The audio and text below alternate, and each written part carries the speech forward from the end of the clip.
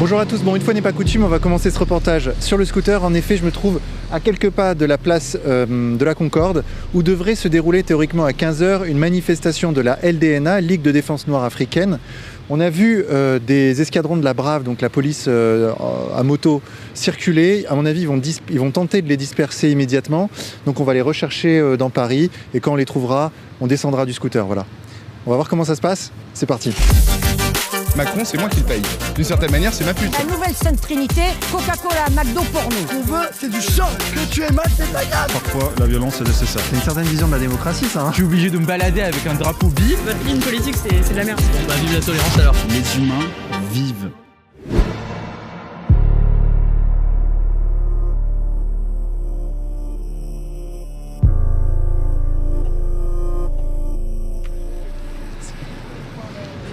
Tiens, regarde, là, ils sont en train de mettre des amendes à la LDNA. Ah, ils font comme ils ont fait au Pro-Frexit. Merde. Les gars, on va se faire enfermer, là.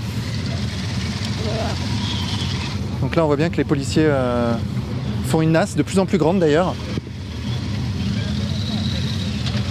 Putain, ils sont nombreux, hein. Donc là, effectivement, on voit le chef, entre guillemets, du mouvement Ligue de défense nord-africaine qui est là. Bon, l'idée c'était d'aller l'interviewer, là ça va pas être trop possible. Et alors dites-moi, qu'est-ce qui se passe déjà ? Écoutez, déjà j'étais à République là, pour la commémoration de l'assassinat de Lamine Dieng, donc il y avait du monde. Et puis on savait qu'il y avait un deuxième appel ici à Concorde devant l'ambassade des États-Unis pour justement dénoncer le racisme de la police et puis les violences policières, les deux, hein, parce que c'est deux choses différentes. Tous les policiers ne sont pas racistes, tous ne sont pas violents, mais bien souvent, ils cochent une des deux cases. Je subis le contrôle, comme la plupart des Noirs qui sont là. Et il ne faut pas oublier, on contribue à la richesse de la France. Je paye des impôts. Donc le policier, il est à mon service. Si je paye des impôts, il ne regarde pas la couleur de l'argent qui arrive là-bas. Hein. Donc quand il me contrôle, je ne suis plus un citoyen. Donc, non, si, vous restez un citoyen. Non, je ne suis pas un citoyen. Tout le monde est contrôlable potentiellement. Non, mais vous n'avez pas le même contrôle que moi. Nous, on est contrôlés abusivement. C'est 5 fois dans la journée. Vous êtes contrôlé 5 fois dans la journée ? Vraiment ? Allez-y. Allez à Grigny, allez à Sarcelles, allez à Melun, allez voir ce que... voilà. Est-ce que l'immigration ne fait pas partie du piège ? C'est-à-dire qu'après, les Africains viennent en France pour faire des boulots de merde ici et que ça participe finalement du piège global dans lequel nous sommes tous pris. Les Africains croient venir ici en trouvant un Eldorado et en fait ce qu'ils retrouvent c'est l'exploitation et le racisme au fond. Justement, c'est la raison pour laquelle nous voulons rester chez nous. Nous voulons rester vivre sur notre continent, auprès de nos familles, nous voulons rester auprès de nos amis, nous voulons rester sur le continent où il fait beau toute l'année. Nous ne voulons pas forcément venir en Europe. Mais quand encore les Français, Emmanuel Macron est au courant, ce sont eux qui placent encore les dirigeants chez nous. Je viens du Cameroun, un pays où il y a une guerre depuis 2016. Ça fait 15 à 16 000 morts maintenant. Et Macron est au courant. Tous ces politiciens français sont au courant. Et il y a des enfants de ces régions qui sont massacrés, qui ont fui au Nigeria. Beaucoup ont pris la mer, ils sont morts dans la mer. Beaucoup ont pris le désert, ils sont morts dans le désert parce qu'ils fuient pour venir en Europe. Alors qu'en réalité, ici, c'est le territoire même des oppresseurs. Moi, je suis d'accord pour chacun chez soi, à condition du partenariat. L'Afrique, c'est 86% des ressources qui financent le monde, parce que c'est de nos ressources. L'uranium, c'est 86%. Donc, si on passe sur du partenariat, on est prêt à partager. On n'est pas un peuple qui va dire, voilà, tout pour nous, vous mourrez de faim. Non, on vous reçoit, du moment, c'est du équitable. Mais là, il n'y a pas d'équitable. Personne ne fait. Arrêtez-toi, monsieur. C'est trop tard. Bonjour, monsieur. Je réponds pas. Non, c'est pas répondre, c'est est-ce qu'on peut juste y aller, mon caméraman et moi ? Non, on veut sortir. Journaliste. Ouais, merci. Non, on n'est pas manifestants, nous. Là, on vient d'échapper de justesse à l'amende. Sachant qu'on s'est pris 2 amendes de 135 € il y a 4 jours. Du coup, qu'est-ce qui se passe ? En fait, ils ont tout simplement fait une deuxième nasse autour de la première nasse pour essayer de choper tous les badauds qui regardaient l'action. Et on était dans la nasse et on a réussi à en sortir miraculeusement. En plus, je connais bien le commissaire qui est là puisqu'il m'avait une première fois un peu fait chier. Regardez ce qu'ils font. Mais ils veulent l'embarquer pourquoi là ? Non mais laisse, ils vont pas être prêts pour la suite après. Ils vont pas être prêts pour la suite après. Ah maintenant ils ont mis les menottes. Non, ils vont l'embarquer.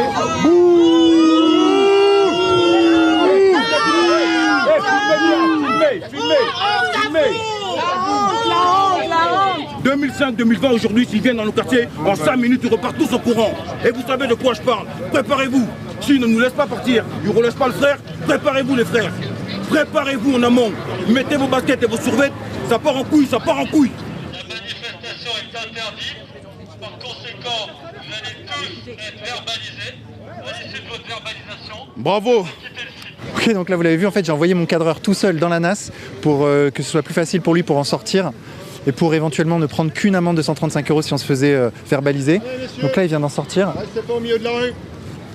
C'est dangereux. Là on nous fait bouger, on nous fait circuler. On va voir ça d'un peu plus loin. Essayer de trouver des militants qui sont autour, qui voudraient bien nous parler. C'est qui votre ennemi? C'est qui votre ennemi par exemple? L'ennemi, c'est celui qui mate l'État. L'ennemi de l'Africain ou des Afro-descendants, c'est ceux qui nous empêchent d'être des hommes libres et dignes. Mais je viens de vous expliquer, monsieur. Les Occidentaux sont présents en Afrique. Ils nous oppressent depuis des siècles. Vous me demandez par exemple, moi, est-ce que je vous oppresse, moi? Vous ne m'oppressez pas, mais vous faites semblant de ne pas comprendre notre combat. Écoutez. Vous ne comprenez pas notre combat. Écoutez-moi, écoutez-moi. Vous. Si aujourd'hui, nous on est des humains, si aujourd'hui vous êtes attaqués, vous êtes oppressés, moi je me lèverai pour lutter contre cette injustice. La réciproque n'est pas vraie. Ah bah vous me connaissez mal. Comptez le nombre de blancs. L'ennemi des Africains, en vérité, n'est même pas l'extrême droite. Je vais vous apprendre quelque chose.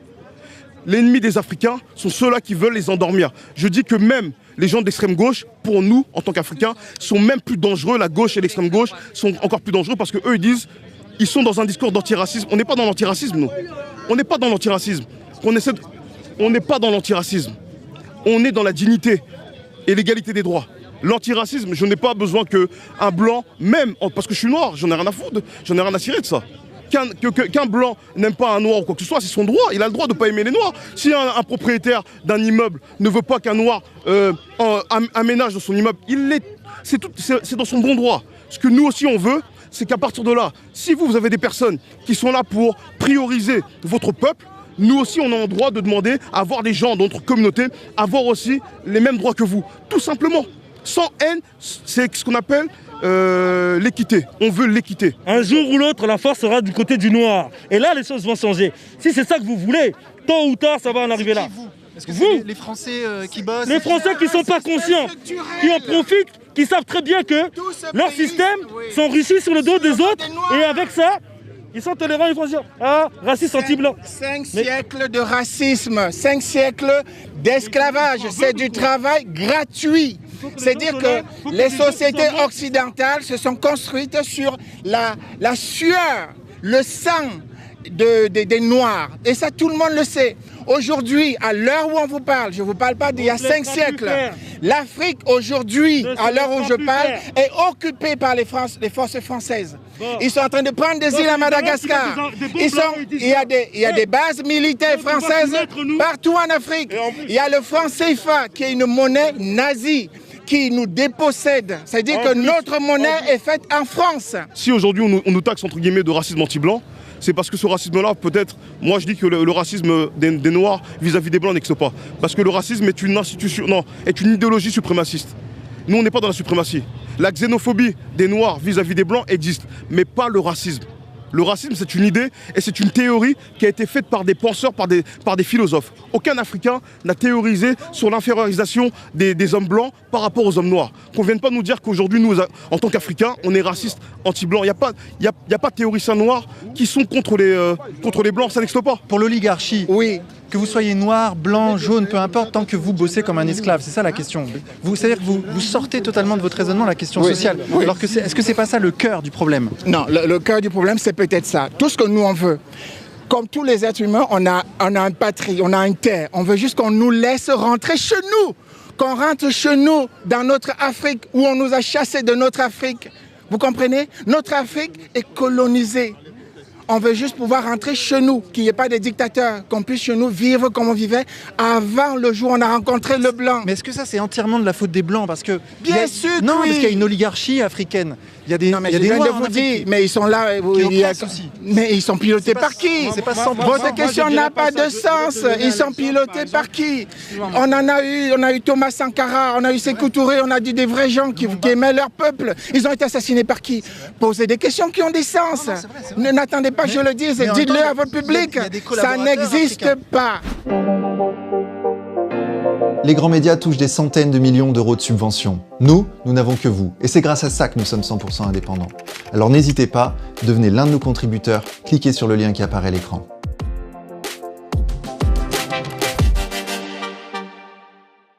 Vous-même, vous êtes raciste? Vous vous sentez raciste? Honnêtement, on se rend compte que oui, dans la vie, oui, on est tous coupables. Ah oui? Oui. On est tous des produits d'une société raciste, même si c'est pas voulu, c'est comme ça et en fait il faut s'en rendre compte. Et dès qu'on s'en rend compte, on peut commencer à se battre contre ça, mais oui, mais je pense que tout le monde. Et c'est une conséquence malheureuse de notre société. On nous dit que la France n'a pas un racisme institutionnalisé. Je dis que la France fonctionne sur la base de la négrophobie systémique et institutionnalisée. Ce n'est pas seulement la police qui est en cause, c'est l'État même. C'est-à-dire les hommes qui dirigent la France aujourd'hui sont des gens qui n'ont pas intérêt à ce que l'Afrique se libère. C'est-à-dire ce sont eux qui ont des bases militaires actuellement au Sénégal. Des bases militaires en Côte d'Ivoire, des bases militaires au Gabon, des bases militaires à Djibouti, des bases militaires partout en Afrique. Que font-ils là-bas? C'est-à-dire pourquoi? En quoi la France est-elle menacée au Gabon? Alors voilà, ils nous disent non, nous sommes là-bas pour défendre nos ressortissants et nos intérêts. C'est intéressant. Vous en convenez. Est-ce qu'elles visent vraiment les personnes noires, les violences policières? On a vu avec les Gilets jaunes, par exemple, que vraiment, c'était au-delà des couleurs de peau, c'est plus une question sociale. Ceux qui se rebellent contre le système sont punis. Mais, non, je pense qu'il y a des profils qui sont plus visés que d'autres. Par exemple, on ne va pas nous demander nos papiers dans la rue. Voilà. Ah oui.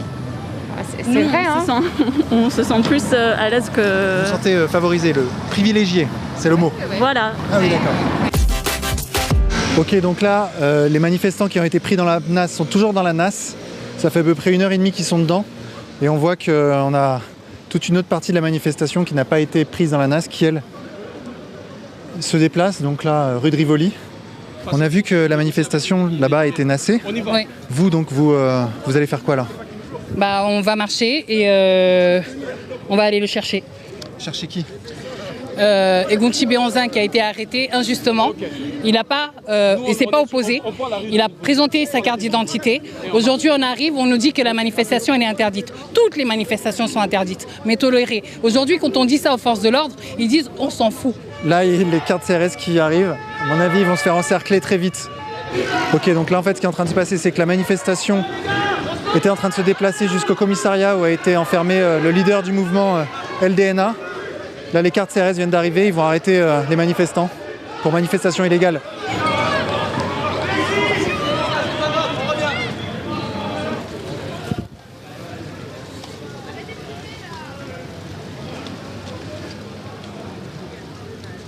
Ok, donc là, en fait, les manifestants sont en train d'être repoussés jusqu'à la place de la Concorde où ils étaient au départ rassemblés. Donc ils ont été rattrapés en fait par les CRS. Si il est évident que le blanc, dans ce pays où il est mieux loti que le noir, souffre du système, le noir va encore souffrir 1000 fois plus que le blanc. Okay. Ouais, parce que c'est le système même qui hiérarchise racialement les hommes. Vous-même, Est-ce que vous souffrez vous-même? Bien sûr que oui. pour répondre à cette question, je vais retourner à un homme que je lis de temps en temps. C'est un Sincèrement, Français. sincèrement. C'est un Français. Dans votre expérience personnelle. Oui, justement, je raisonne, je vais répondre à cette question. Donc, il s'appelle Claude Dubar, c'est un sociologue français. Il dit dans son ouvrage Socialisation, construction des identités sociales et professionnelles, je le cite, l'identité d'une personne est ce que la personne a de plus précieuse. La perte de cette identité est synonyme d'aliénation, de souffrance, d'angoisse et de mort. Je le réponds parce qu'en fait, ça...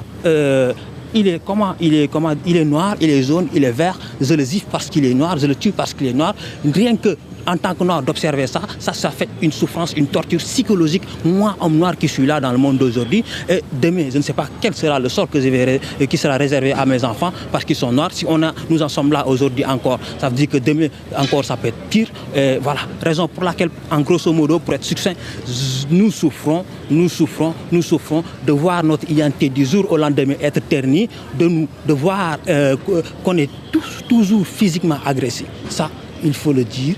Agressé parce que tout simplement, tu as commis un crime. C'est quoi le crime? Tu es un noir. Est-ce que vous-même, vous êtes heureuse en France? Moi, personnellement, vous sentez...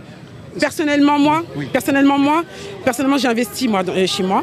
Là, je vais acheter une maison au Sénégal. Mon fils va m'aider parce que, bref. Moi, je retourne au Sénégal m'installer parce que déjà, moi, à tenir ce discours que je vous porte là, ça va pas si moi, je suis pas là-bas, en fait. Non, ça va pas. Il faut que je sois avec mon peuple. Donc du coup, et on est beaucoup comme ça autour de nous. Donc même quand les Français ils nous disent ouais, rentrez chez vous et tout, nous ça nous fait rire en fait. Voilà, parce que nous, en fait, le but c'est ça. Mais nous, on veut sauver. Et comme tout se décide ici, et toutes les décisions politiques africaines, elles se décident à Paris. Elles se décident à Paris. Donc il faut qu'on éclate ce système ici. C'est ça le truc. Mais sinon, on veut tous rentrer chez nous en fait. Mais ce que nous voulons, c'est que la France enlève son genou du cou de l'Afrique. C'est ce que